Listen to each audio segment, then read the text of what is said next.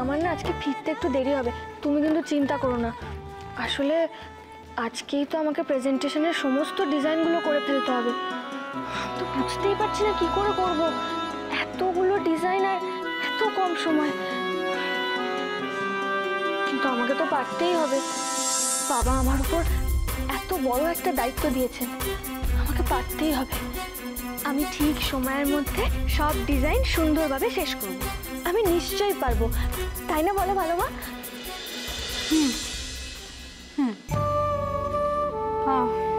নিশ্চয়ই পারবি বাবা।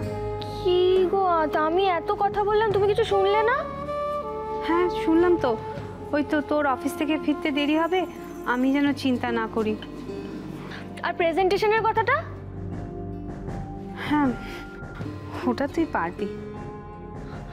আচ্ছা ভালো মা, এদিকে শোনো, তুমি কি রাতের রান্না নিয়ে চিন্তা করছো? ভালো মা তুমি একদম ভেবো না, আমি ফিরে এসে সবটা করে ফেলবো, ঠিক আছে?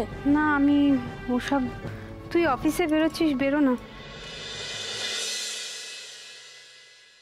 1 মিনিট।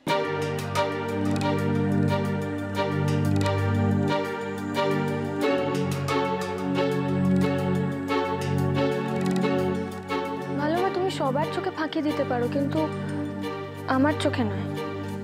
কি হয়েছে তোমার? কই কিছু না তো। অহনা তুই এখন অফিসে যাচ্ছিস, জানা হঠাৎ করে আমাকে নিয়ে পড়লি কেন বলতো? ভালো মা, তোমার কি হয়েছে? তোমাকে এরকম দেখতে লাগছে কেন? বলো তোমার কি হয়েছে? আমার কিছু হয়নি অহনা, তুই অফিসে যা। প্লিজ প্লিজ বলো না, তুই বলো কি হয়েছে, কি হয়েছে বলো। জানিস অহনা, বন্ডিটা না সেই সকাল থেকে বিছানা ছেড়ে ওঠেনি।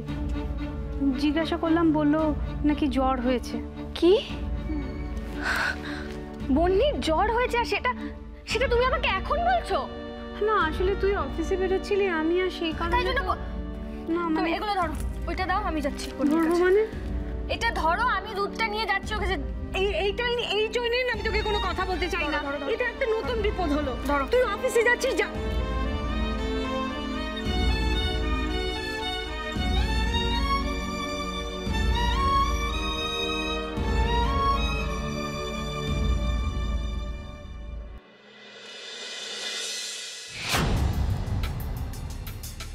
অনারটা আসবে তো? কি জানি খবরটা অনার কাছে পৌঁছেছে কিনা।